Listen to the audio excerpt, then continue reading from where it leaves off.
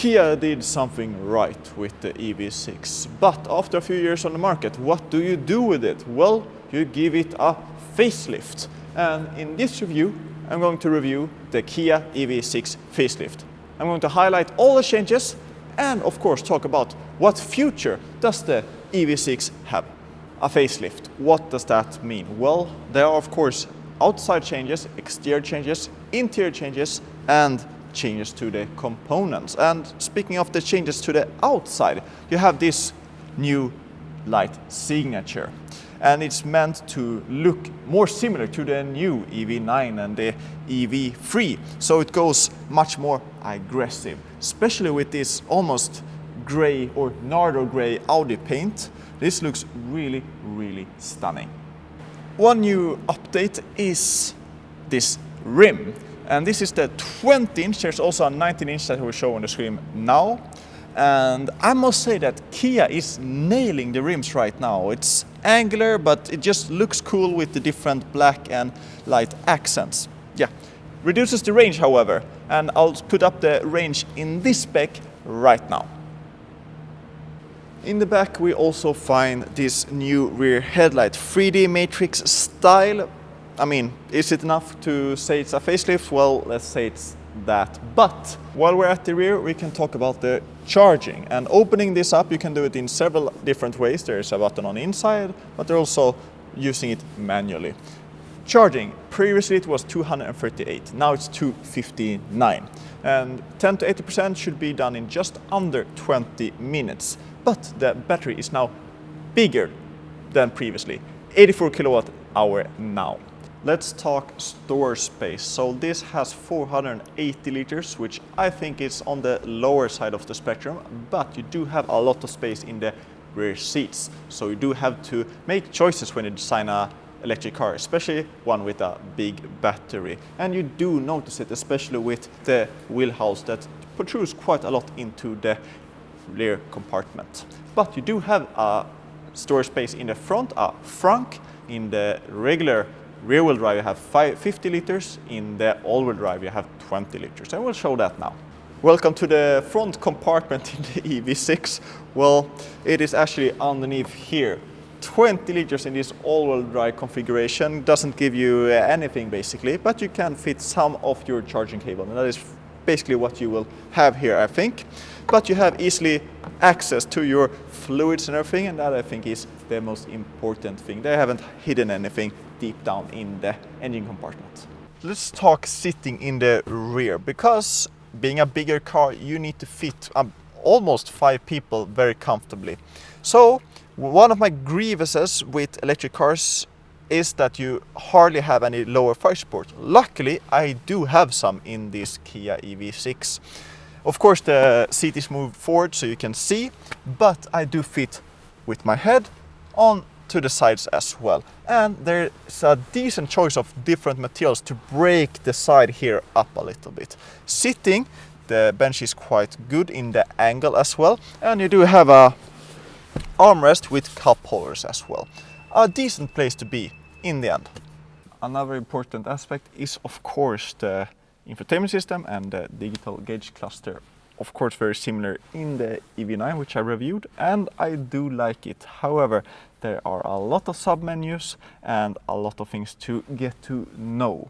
You do have your climate control, and if you press this button you go to fast tracks to go through the infotainment system. So if I press map, I'll jump into map, and it's quite responsive, not the fastest, but it is fast enough I think.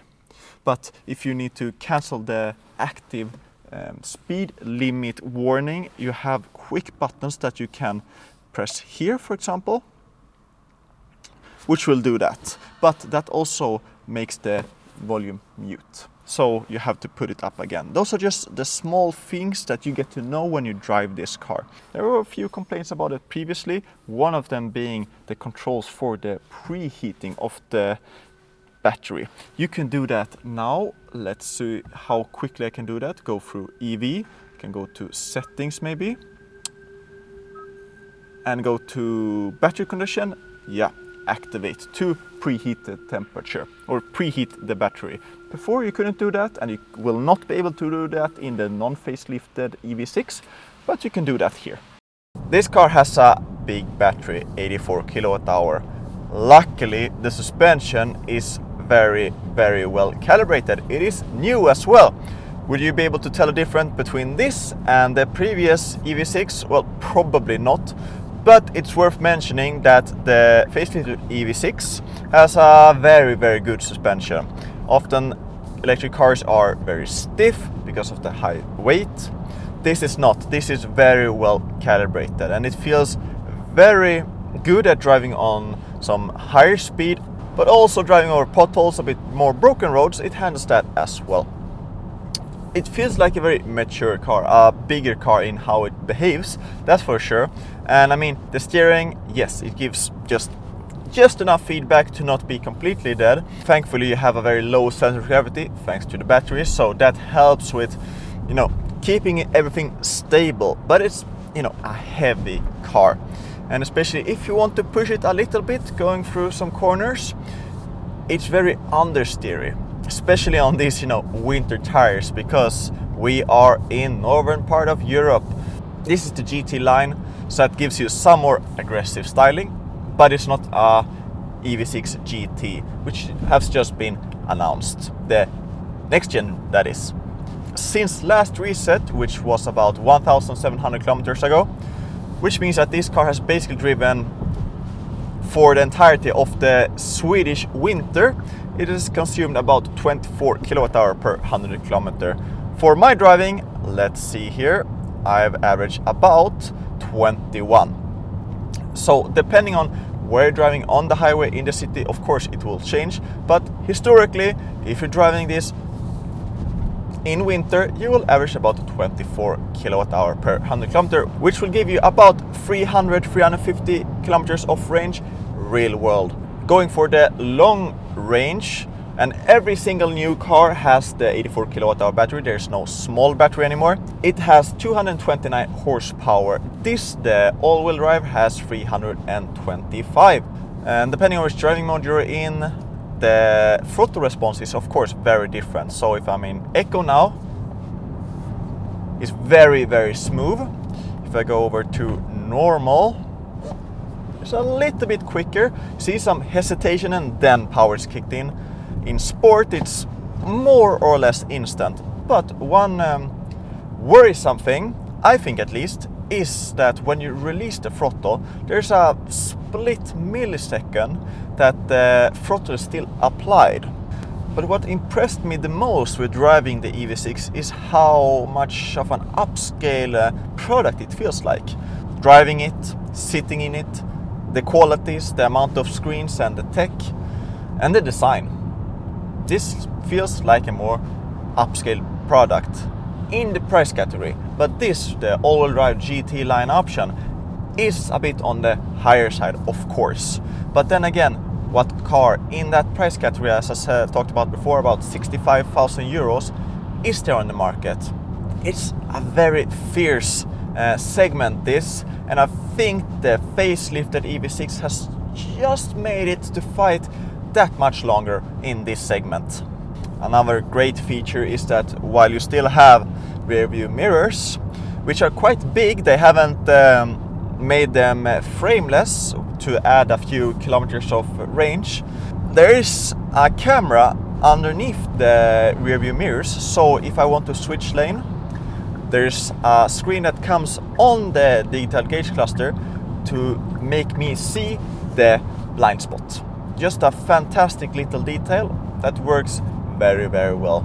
I really dig that Kia has worked a lot with a lot of safety features, the active cruise control, the driving assists, the lane switching assist, and all of the, you know, blind spot, cross traffic, whatever, you name it. You know that this car is designed to be as safe as possible. So whatever spec you're buying, you're getting a lot of safety features.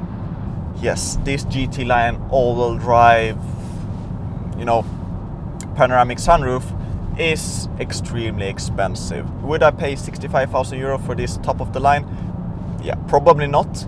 But then again, there's the long range rear wheel drive option available.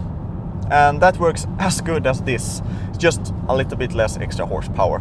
And you get a little bit extra space in the frunk because you don't have an engine to put there. So what are my conclusions for this new Kia EV6 facelift? Well, a good EV6 has now become better. The grievances, the complaints that has been on this new infotainment system has been fixed with this new update. The exterior looks better and you have better range. However, the price as well has of course increased. But that is the case for new electric cars nowadays.